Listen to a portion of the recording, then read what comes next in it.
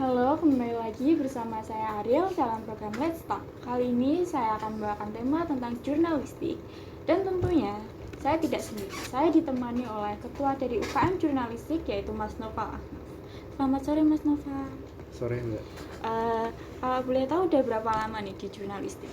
Di UKM Jurnalistiknya? Di UKM Jurnalistik kan baru aja diresmikan akhir tahun 2022 ya.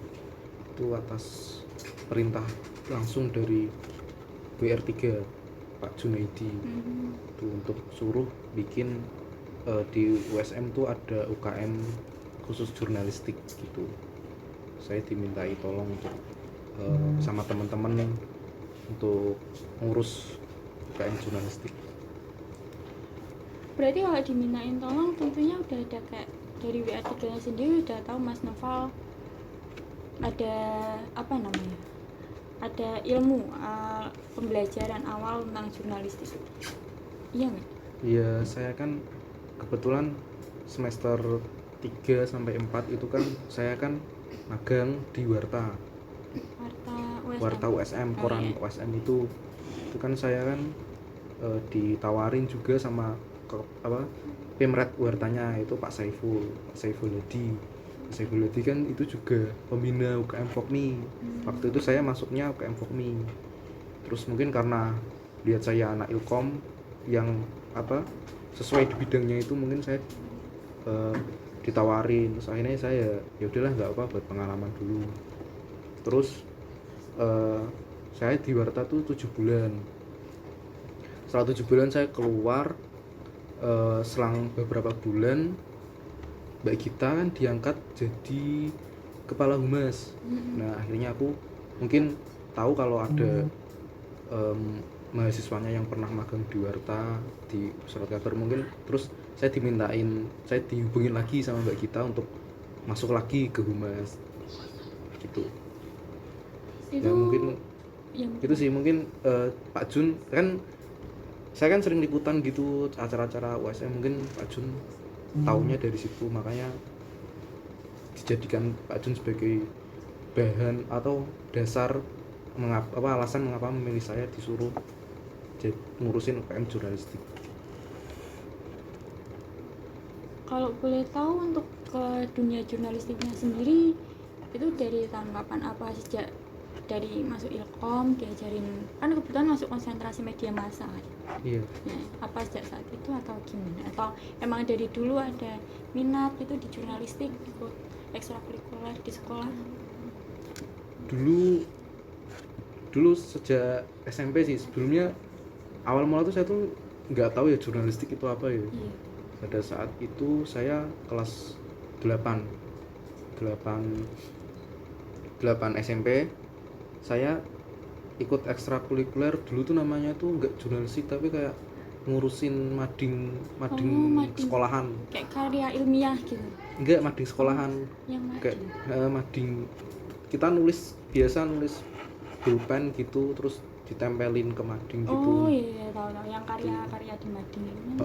Puisi, humor gitulah. Nah terus di situ kan pada saat itu kan kebetulan saya kan sekolahnya kan swasta ya. Jadi ada SMP ada SMA-nya gitu. Nah di SMA itu tuh ada OSIS-nya tuh ada yang bagian jurnalistik, lembaga jurnalistik. Nah itu tuh setiap tahun tuh ngadain latihan dasar jurnalistik. Nah itu tuh pesertanya tuh menggait dari anak-anak SMP-nya juga, karena kan masih satu yayasan gitu. Nah terus saya disuruh ikutan. Nah awal mula saya tahu jurnalistik itu di acara latihan dasar jurnalistik itu.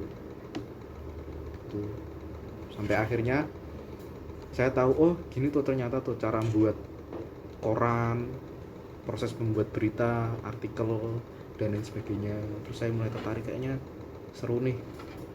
Akhirnya saya dan kebetulan juga SMA-nya setelah lulus SMP saya juga ngelanjutin di SMA situ, di satu yayasan itu. Oh sama ya. Karena sudah dikenal ikut jurnalistik dari SMP, akhirnya ikut OSIS, masuknya di jurnalistik itu. Terus disuruh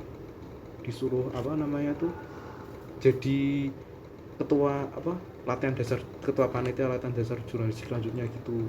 Oh, yang diikuti pas SMP. Oh iya, paham. Jadi saya jadi ketua yang ke-23. Jadi itu acara latihan jurnalis itu udah 23 tahun gitu kan, setiap tahunnya ada. Nah, saya yang ngapasi yang latihan dasar jurnalistik yang ke-23. Pernah kayak nyesel ya sih, kayak kok milih jurnalistik ya, kan pasti ada plus minusnya. Untuk plusnya sendiri, minusnya sendiri, mungkin dari Mas Novel. Ya pada saat SMP SMA ya pasti kan kita kan belum dewasa ya, masih, maaf bukan maksud saya belum dewasa tapi kayak Masih labil, belum tahu maunya kemana gitu. belum tahu kayak seru nih jadi wartawan, jadi apa, nulis berita gitu. Pada saat SMA lebih apa, semakin tahu, oh wartawan tuh ternyata berat ya terus akhirnya yaudahlah, aku besok nggak mau jadi wartawan aja gitu. Aku makanya itu aku kayak seru deh kerja di TV aja. Makanya kan salah satu aku masuk Ilkom tuh sebenarnya tuh bukan mau nerusin konsentrasi di bidang jurnalistik, tapi kayak lebih ke broadcastnya gitu. Karena kan kalau udah tahu tuh kayak apa, kalau orang udah tahu gue malah lama-lama kayak ada rasa bosen, atau pengen nyoba hal baru gitu. Kalau hal barunya sendiri yang mau coba apa? Yang belum kesampaian gitu? Ya itu Broadcasting itu tadi. kayak desain fotografi juga, tapi nggak tahu kenapa ya, apa jatuhnya tuh bikin berita juga. ujung-ujungnya bikin berita juga, nggak tahu kenapa, mungkin takdir ya apa gimana ya. Emang takdir sih ya, emang takdirnya udah bikin berita. Terus kan di UKM jurnalistik ada berapa anggota? Masih sedikit sih, Mbak. Dari 2022. Iya, sedikit sih. Yang kan masih ada cara sendiri buat ngelola UKM-nya biar lebih aktif, biar lebih dipandang gitu. Itu gimana caranya? Menarik minatnya atau membangun semangat anggotanya biar lebih kayak ayo biar berangkat terus gitu loh. Kalau itu sih saya seadanya aja ya. pasrah aja, soalnya baru berdiri juga dan saya kebetulan delalahi banyak kesibukan juga, apalagi semester tua ya, ngurusin semprol. Semester berapa Mas? 6, K3 dan lain sebagainya. Tapi untungnya saya dibantu sama wakil ketua saya, Wakil ketuanya? Dewangga. Oh, Dewangga Nurizal. Itu iya. Dibantu ya, kita bikin kayak kumpulan kecil-kecilan lah, kayak diskusi kecil-kecilan, terus ke acara-acara yang masih ada sangkut pautnya dengan dunia tulis menulis lah. Misalnya Misal kayak kita ke museum, terus kita reportase gitu. oh di museumnya. Berarti nggak reportasinya, berarti kayak dadakan gitu langsung? Iya. Atau skripnya udah ada sebelumnya? Ya kita langsungan aja. Langsung terus ketemu sama apa, kita bikin pertemuan dengan UKM jurnalistik yang ada di kampus-kampus lain, kayak kemarin UGRIS. Terus rencananya juga kita mau ke kantornya Tribun Jateng. Kita mau anak-anak biar teman-teman, maksudnya biar tahu gimana sih cara buat koran, cara nulis berita di cetak maupun online, kan sekarang kan online kan. Kan udah ada di dunia jurnalistik dari SMP tadi, SMP kelas 8. Ya, itu kan pasti ada yang berita kayak berkesan, atau entah itu beritanya senang, sedih, yang paling berkesan diingatan gitu, ada nggak? Ada, Mbak. Dulu kan saya kan mondok ya di Kudus. Dulu kan gimana namanya, anak pondok kan nggak boleh bawa HP, nggak boleh main internet, PS, nggak boleh kan. Jadi tuh hiburannya anak pondok tuh ya baca novel, baca buku lah itu. Terus mulai dari itu sih saya kayak tertarik untuk enak nih kayak jadi penulis gitu. Terus tahu kalau ada jurnalistik, wah ternyata dunia tulis menulis itu cakupannya luas ya, bisa ke jurnalistiknya atau ke menulis apa fiksi-fiksi kayak iya. cerpen, kayak puisi gitu, Novel gitu-gitu. novel gitu. Terus akhirnya sering berjalannya waktu, saya kan kebetulan di pondok saya tuh bikin majalah, ada majalah tahunan, Pondok apa? pondok di Ya Kudus, pada tahu. namanya PPRM. PPRM. PPRM itu Pondok Pesantren Rodotul Muta'alimin, di dekat Menara Kudus. Iya. Pada saat itu saya dipilih jadi pimret Pimpinan redaksi majalah. Saat itu kan 2019. Itu kan masih hangat-hangatnya apa namanya itu, Jokowi Prabowo ya. Oh iya, yang Itu kan, debat itu dulu. itu itu kan bawa-bawa politik identitas, bawa-bawa agama juga. Nah itu saya dulu judulnya tuh saya milih kayak, boleh nggak sih agama tuh dijadikan komoditas tuh kayak sesuatu hal yang dikomersilkan gitu loh, dijual belikan.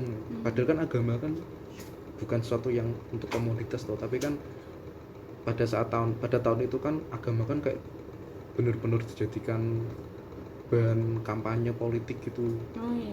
Komoditas gitu, diperjualbelikan lah intinya. Itu saya mewawancarai Gus Yahya Khalil Stakuf yang sekarang jadi ketum PBNU. Itu tuh bener-bener kayak gimana ya, nggak nyangka aja bisa mewawancari beliau. Padahal tuh saya tuh berangkat langsung ke dalamnya beliau. Dalamnya tuh di Rembang. Tahu Gusmus? Kurang tahu. Nggak tahu Gusmus? Enggak. Itu tuh masih saudara sama Gusmus. Itu tuh kayak, padahal tuh saya tuh kesana bawa sedikit kenang-kenangan sama majalah tahun lalu sebagai bingkisan. Saya langsung ke dalamnya, pastinya ada santri-santrinya atau tanya, Kang, mau saya dari pondok Kudus mau wawancara Gus Yahya, boleh nggak? Oh iya, tunggu dulu sebentar. Tapi sampai pagi saya di sana. Dari sore saya nginep di pondoknya saya. Dan itu baru bisa wawancara tuh malamnya. Pagi saya nunggu sampai siang, dia disuruh ngaji dulu, saya sampai malam belajar di sana. Bener-bener Gus Yahya itu lega. Terus akhirnya saya baru diperbolehkan untuk wawancara beliau. Agak lama ya proses. Agak lama. Itu berarti berita pertama yang dibikin atau enggak juga sih, sebelumnya saya kan sebelum jadi pimret kan saya jadi bawahan juga. Oh iya. Nah Mas Novel, ada nggak sih berita pertama yang berkesan banget nih, karena wow ini mungkin berita pertamaku, jadi ada jeripayah yang dibikin di sana gitu loh. Tentunya pastinya yang namanya hal-hal apapun yang dilakukan pertama kali pastinya berkesan ya, karena itu menjadi batu loncatan atau titik awal kita untuk mendalami sebuah hal yang kita ingin capai. Dalam hal ini kaitannya dengan penulisan di jurnalistik, karena itu walaupun pasti kan karya pertama pasti jelek apapun itu, tapi itu kan jadi kayak tadi, jadi titik awal untuk kita bisa mencapai sesuatu yang gitu. Nah kalau karya pertamanya sendiri tuh judulnya apa, tahu nggak? Agak lupa ya, yang pasti waktu itu kan saya ikut pertama kali latihan dasar jurnalistik waktu kelas 8. Pada saat itu yang ngadain OSIS SMA yang satu yayasan dengan SMP saya itu. Terus pada saat itu kita kan dibagi kelompok-kelompok, terus kita disuruh bikin buletin bayangan itu. Pada saat itu kita ditugaskan kita ditugaskan pada saat study tour. Study tournya kita di Candi Gedung Songo. Kita disuruh mewawancarai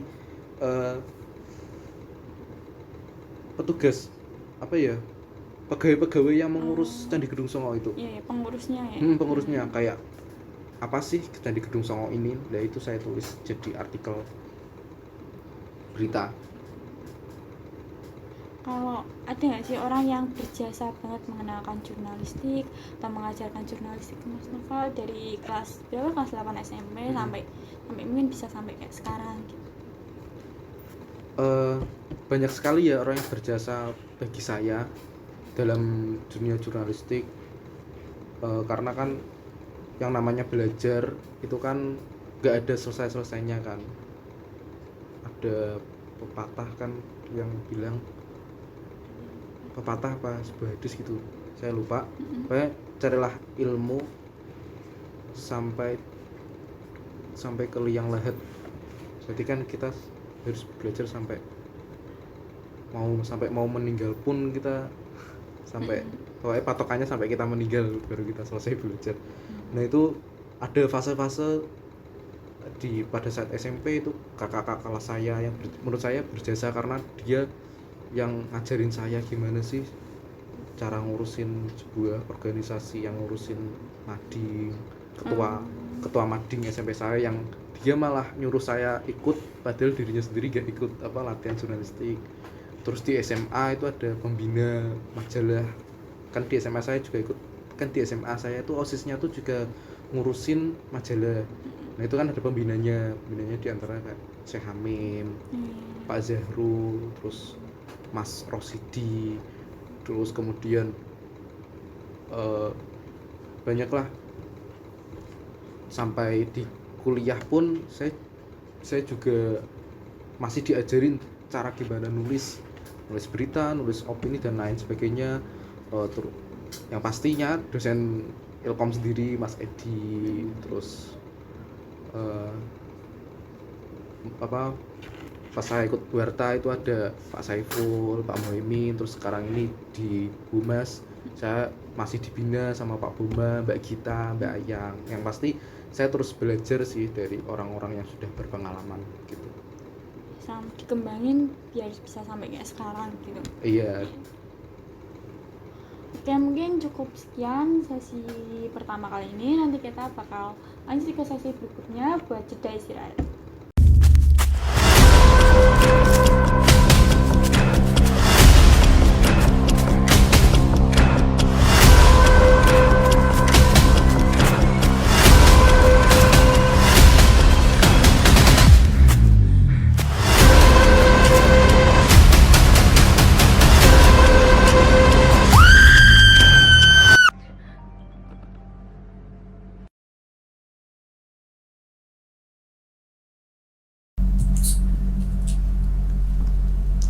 Ya halo, ada apa Dan?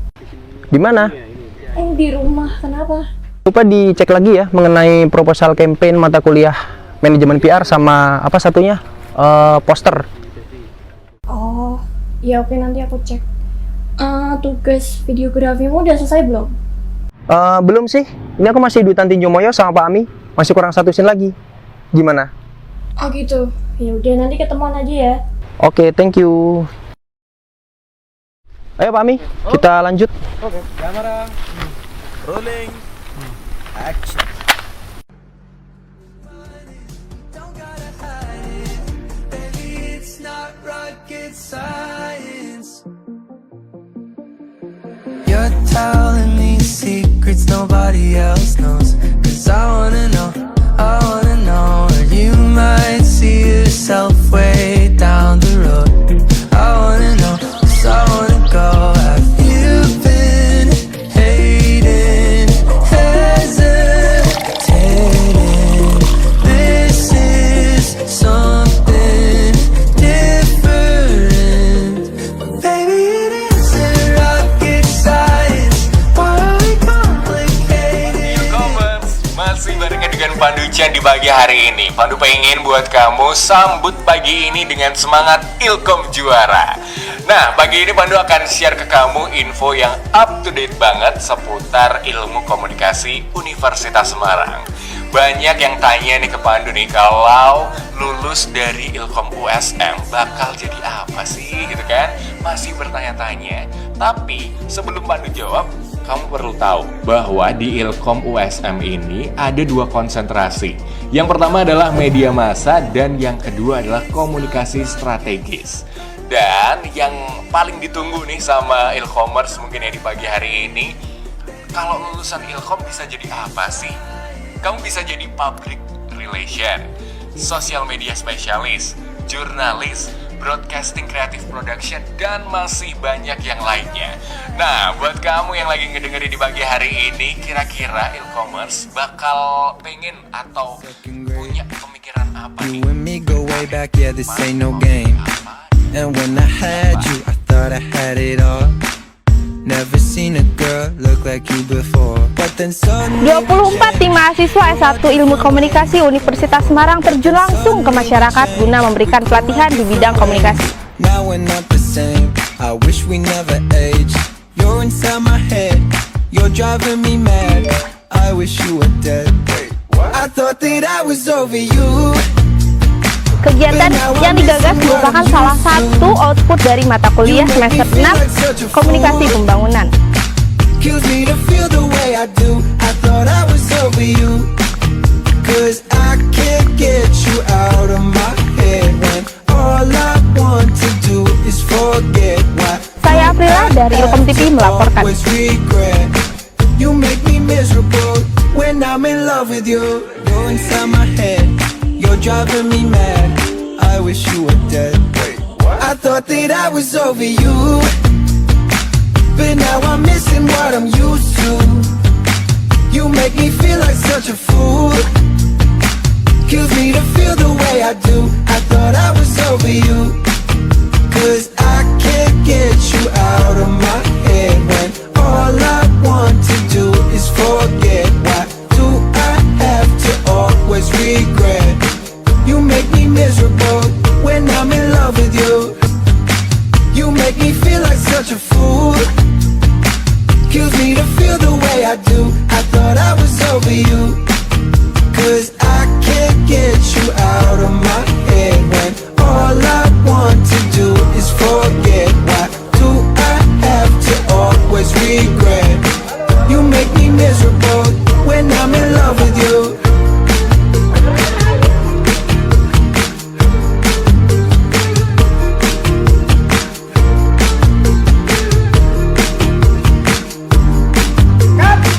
I thought that I was over you.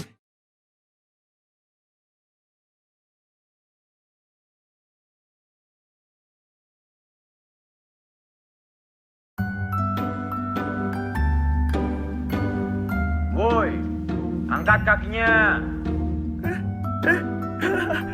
Jatuh lo, jatuh. Ayo lo, ayo lo, ayo lo. Jangan duduk lo. Weh, oke juga lo Maisa. Dari tadi belum jatuh. Anak taekwondo lo. Saya penari balet, Kak. Hah? Balet? Seriusan lo? Maisa, salah masuk sekolah lo. Lo harusnya masuk sekolah cewek aja. Maaf, Kak. Tapi menari bukan cuma buat perempuan. Oh, pinter lo ya ngajarin gue. Hah? Ya udah, nari lo sekarang. Gue mau lihat masih jantan gak lo kalau ngebalet. Itu pakai kostumnya sekalian. Sama sepatu yang lancip tuh.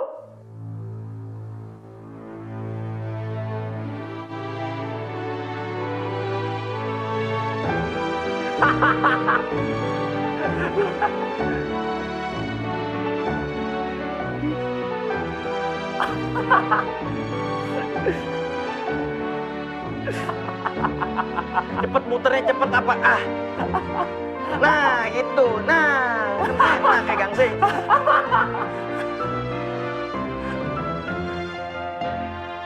Woi, jangan berhenti kalau gue belum suruh berhenti.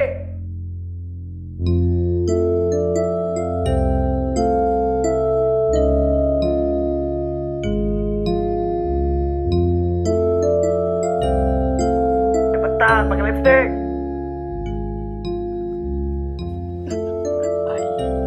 Cantik juga loh. Merah banget nih. Yuk, sekarang godain temen lo. Godain?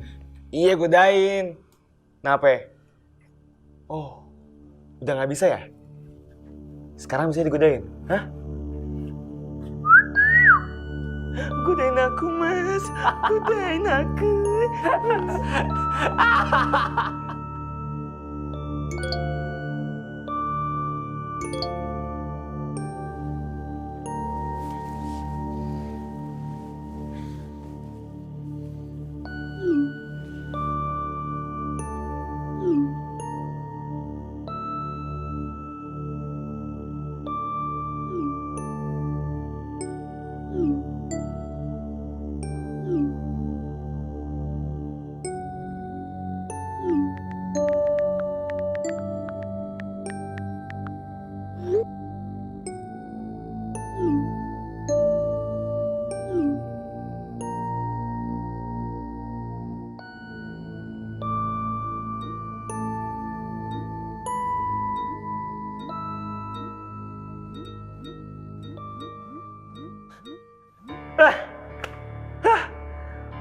Wah, parah.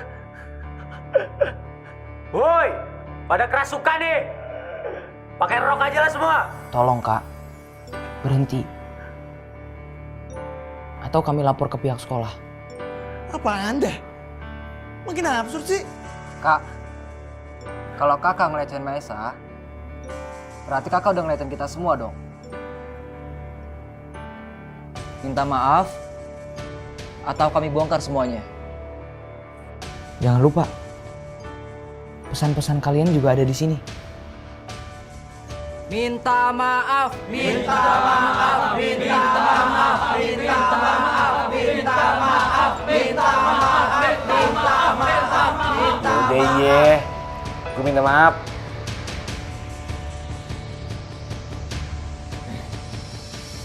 Ya, saya minta maaf.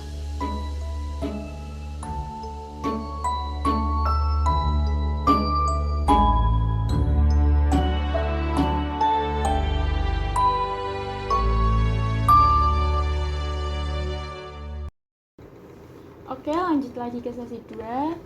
Tadi kan udah ngomongin tentang awal masuk jurnalistiknya, awal terjun ke dunia jurnalistiknya, siapa yang ngebimbing Mas Noval juga, dan lain-lainnya. Untuk kali ini ada nggak sih tokoh yang menginspirasi Mas Noval, yang aku pengen nih jadi tokoh ini, cara penulisannya keren, atau tokoh ini keren ya ternyata pas jadi jurnalistik aku pengen jadi jurnalistik gitu kan, bilang juga pas SMP kan. Siapa tahu mungkin abis nonton apa gitu di TV atau media sosial. Tokoh yang apa tadi? Yang menginspirasi ya. Saya lebih ke menginspirasi dalam hal semangat menulisnya ya. Kan jurnalistik kan juga menulis ya. Sebenarnya tokoh ini bukan tokoh jurnalistik, ini tokoh sastra.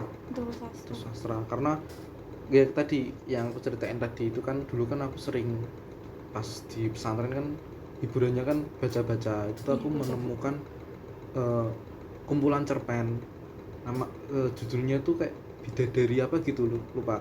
Itu yang nulis tuh AS Laksana, itu dari Semarang kalau nggak salah, panggilannya Mas Sula.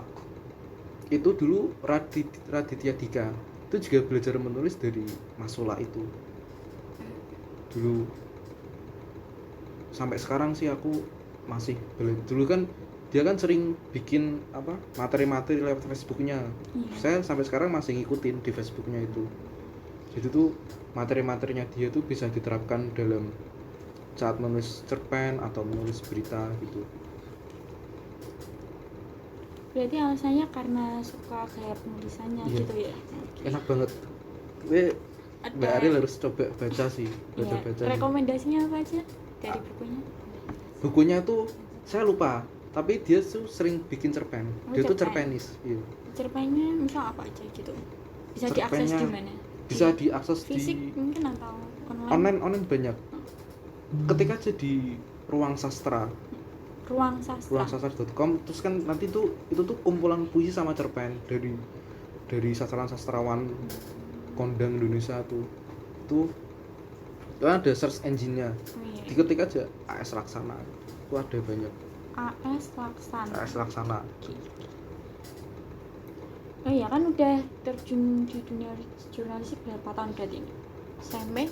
SMP SMA. 8 tahun? 5 tahun? Ada nggak? Atau lebih? Kalau dari kelas 8 ya 8, 9, 10. Semester 3 ya meh 10 tahun. Ngeri. Itu tuh ada tips and trick gak buat kayak jurnalis awal misalnya kayak saya, teman-teman saya atau yang di luar sana, tips and trick menulis berita gitu kan. Mas Nopal bilang tadi yang di museum menulis berita secara spontan, on the spot, bener-bener baru kepikiran bikin berita di sana kan, nggak semua orang bisa kan, nah gitu. Intinya satu aja sih, rajin membaca aja sih. Kalau kamu pengen bisa menulis ya rajin membaca aja. Kalau pengen bisa nulis berita ya sering-sering baca berita. Tapi bacanya jangan, sekarang ini kita harus pinter-pinter juga memfilter bacaan kita, karena kan nggak semua, apalagi di online ya, nggak semua apa namanya itu tulisan tuh baik, benar tapi belum tentu baik. Kadang cara penulisannya sesuai kaidah jurnalistik tapi malah memojokkan, kayak memihak salah satu gitu. Baca aja kayak surat kabar yang kayak Kompas, Jawa Pos. Kalau pengen niat lagi, pengen bisa belajar menulis, sekalian langgaran korannya juga. Keren. Karena kan online tulisan di online sama di media cetak tuh serupa tapi tak sama.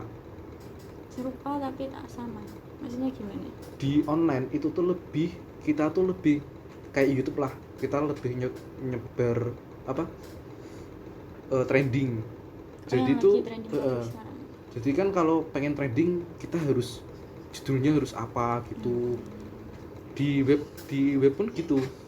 Di web tuh namanya tuh bagaimana caranya tulisan kita bisa ada di halaman pertama. Misal kamu nyari kampus, ngetik kampus, kamu klik, nah itu tuh nanti pas kamu tuh tulisan kamu ada di halaman pertama, syukur-syukur ada di paling atas. Nah itu tuh ada caranya.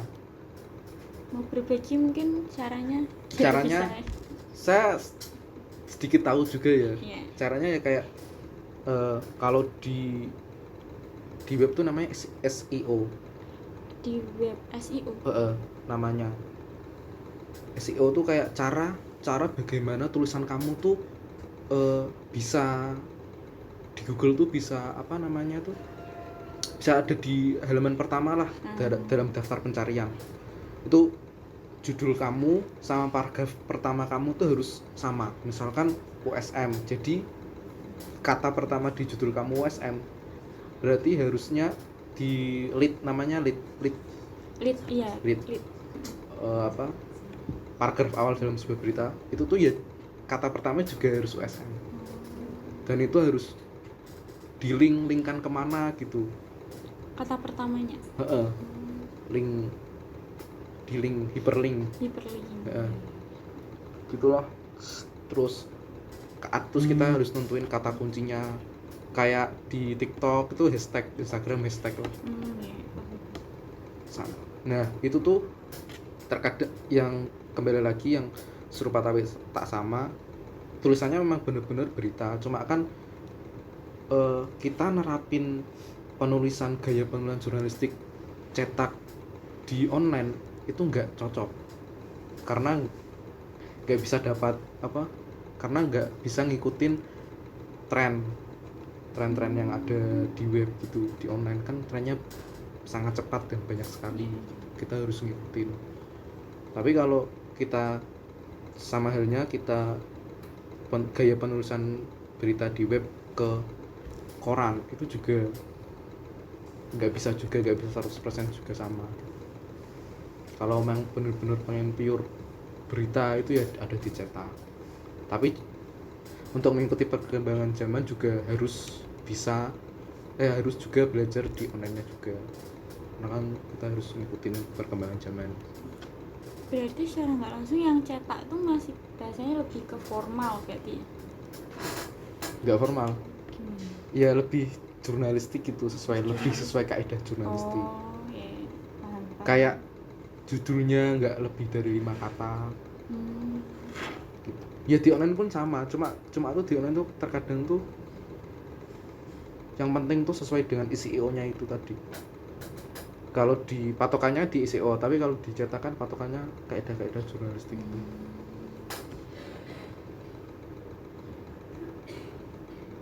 Oh iya kan udah ngeliput berita lama nih, pernah nggak sih ngeliput berita yang sedih gitu, misalnya apa kecelakaan gitu atau apa gitu, atau cuma ngeliput berita yang biasa kayak karnaval ya yang tadi di museum gitu?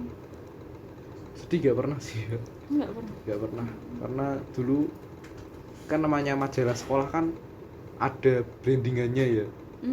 Jadi saya nulisnya tuh lebih ke motivasi para tokoh atau pendapat tokoh tentang tema yang saya angkat. Di kampus pun juga gitu kan, kampus kan nggak ada acara sedih ya. Enggak, kalau misalkan dari mata kuliah sendiri gitu disuruh cari berita. Lebih tepatnya nggak berita sih, tapi fotografi. Fotografi. Pas itu fotografi jurnalistik semester 5, pas itu yang ngampu Mas Yofi, disuruh nyari foto dengan tema human interest. Saya habis liputan juga, di SMA Meranggen itu kan OSM kan ngadain UKM Volley itu ngadain turnamen antar SMA. Itu habis itu dari Meranggen saya kan balik ke kampus, terus di deket Amni itu loh. Sebelumnya Amni itu tuh ada ibu-ibu kayak jual masker, pokoknya apa aja dijual sih, masker, mainan gitulah. Terus aku turun, terus izin, Bu, saya dapat tugas dari dosen saya buat moto. Bu bilang gini, ya tapi ada hadiahnya enggak? Apa gitu, saya belum makan dari pagi. Terus ya saya ngeluarin uang seadanya di saku saya, segini mau nggak Bu? Ya nggak apa-apa. Terus cerita dia tuh hidup tuh sama ibunya, dia Islam, cuma katanya dia pindah Kristen. Ya itu sih, itu bagi saya Kak nggak sedih sih, tapi ironi aja sih. Ironinya sampai sini sih, langsung merasakan. Oh ya, buat menurut Mas Noval nih, jurnalis yang betul yang kayak gimana sih? Ya yang sesuai dengan ya yang dia menulis sebuah produk jurnalistik seperti berita dan lain sebagainya, itu ya yang sesuai dengan kaidah jurnalistik itu, fakta. Tidak, kalau wartawan nulis berita itu tidak boleh ada opini pribadi dalam tulisan tersebut. Benar-benar pure sesuai yang ada di lapangan, dan kalaupun mau minta pendapat ya pendapat dengan orang yang berkompeten dalam kejadian yang ada di lapangan itu. Kalau misal di lapangan itu acaranya seminar atau workshop tentang narkoba, ya berarti ya yang pendapatnya ya yang dari pemateri itu tentang itu, nggak malah kayak sapamnya atau apa, kan nggak relate. Mas Noval sendiri udah ngerasa kayak memenuhi kaidah-kaidah itu, atau kayak masih perlu belajar lebih lanjut lagi? Saya rasa saya sudah memenuhi, tapi saya juga merasa masih perlu belajar lagi sih. Oh iya kan gini, aku tuh pernah baca berita, jadi beritanya tuh tentang yang reporter pembawa berita gitu yang digantiin sama AI, artificial intelligence gitu. Nah di situ tuh menurut Mas Noval kan pasti kayak, wah ini kan sebagai jurnalis nih, pembawa berita, pembawa acara gitu, pasti terancam kan. Menurut Mas Noval sendiri pandangannya gimana tentang itu?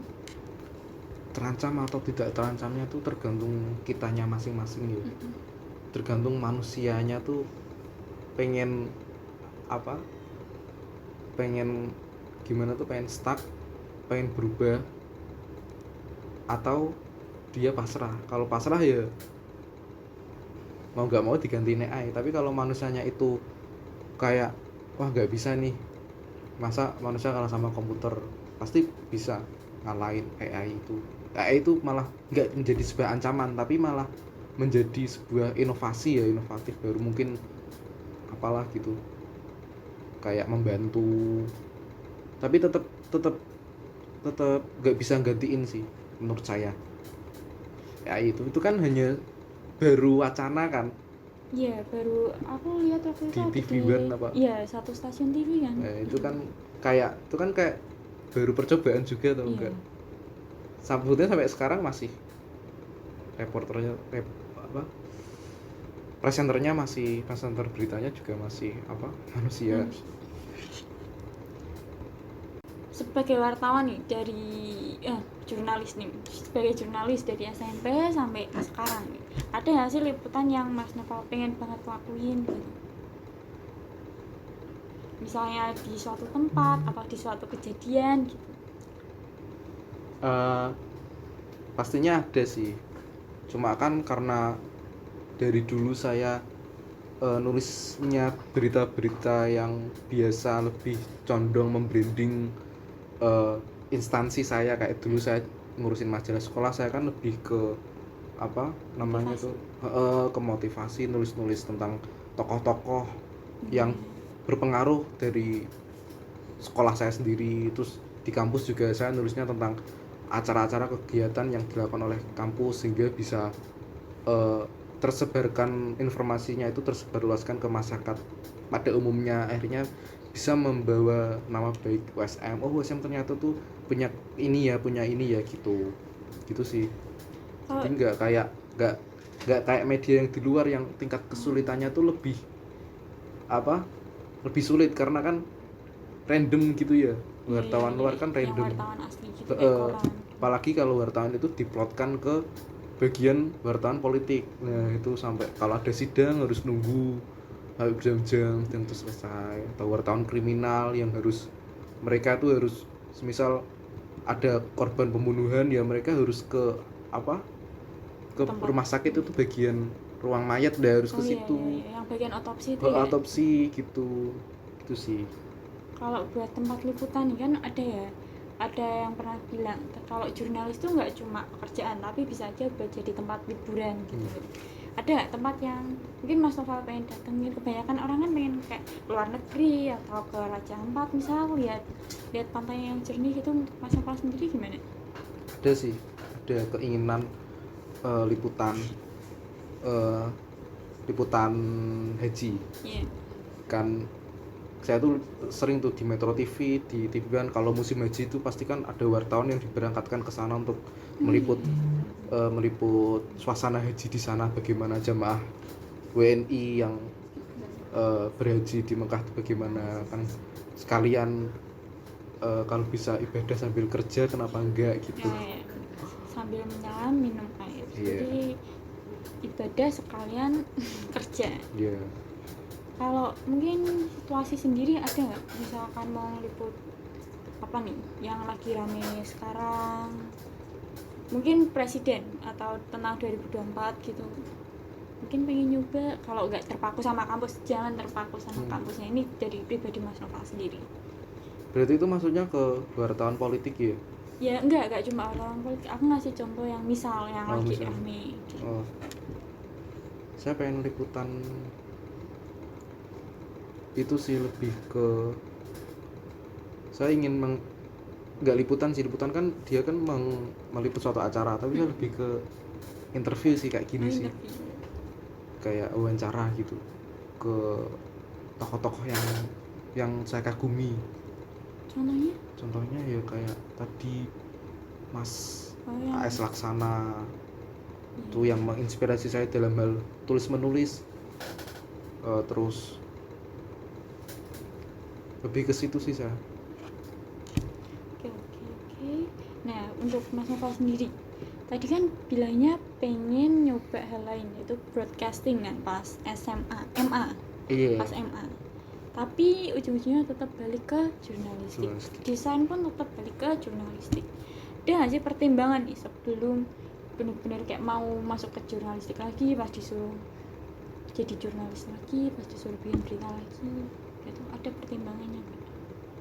Kalau jurnalis yang formal, maksudnya jurnalis plat merah, kayak jurnalis pemerintahan, pasti di pemerintahan kan di dinas-dinas atau di gubernuran, pasti kan dia kan punya yang namanya media yang khusus untuk meliput, ada yang khusus untuk meliput apa namanya itu kegiatan-kegiatan dari gubernur itu sendiri. Nanti kan ada di situ kan pasti kan ada bagiannya lagi, ada yang bagian dokumentasi foto, ada yang bagian rilis beritanya lah, mungkin itu sih. Atau di perusahaan-perusahaan pasti kan ada yang namanya humas, pasti kan di situ kan kalau ada apa-apa kan mereka pasti bikin rilis, kegiatan-kegiatan juga bikin rilis itu sih. Kalau untuk pure bener-bener jadi wartawan di sebuah surat kabar atau di surat kabar atau media massa lainnya, saya itu sih nggak mau, nggak minat, karena saya sudah tahu bagaimana sulitnya itu di lapangan. Jadi yang nyari yang aman-aman aja, Cari yang aman-aman, realistis aja. realistis. Nah, untuk ada nggak sih pesan untuk meningkatkan semangat buat para penonton nih, atau saya sendiri biar lebih giat buat belajar jurnalistik, atau mungkin sempat kepikiran kenapa saya milih media massa buat konsentrasi, karena ujung-ujungnya pasti berita gitu, ada nggak buat meningkatkan semangat gitu? Ya, ini saya pesan ini selalu saya sampaikan sejak saya SMA. Saya pesan ini selalu saya sampaikan untuk motivasi ke adik-adik kelas saya dulu, agar dia tuh semangat ngurusin majalah, semangat dalam hal menulis. Karena pada saat itu saya bilang gini, kalian saat ini nggak apa-apa belajar jurnalistik, belajar menulis, karena apapun itu suatu hal yang baik pasti akan ada manfaatnya. Karena pada saat lulus nanti kalian juga nggak harus, walaupun bisa menulis, SMA ini belajar jurnalistik, nggak harus kok pada saat lulus nanti kalian harus jadi wartawan, nggak harus. Malah saya saranin kalian untuk ngambil profesi atau pekerjaan selain wartawan. Karena apa? Kalau misal kalian jadi dokter misal, tapi kalian punya basic menulis, punya basic jurnalistik, itu kalian punya nilai plus. Misal kalian jadi dokter, terus kalian punya basic menulis, terus akhirnya kalian mencetak buku tentang misalnya pola hidup sehat, itu kan ilmunya kan lebih bermanfaat gitu. Kalau misal buku itu dicetak berapa ribu eksemplar, berapa banyak orang yang membaca buku itu gitu, berapa banyak manfaat yang kalian berikan gitu.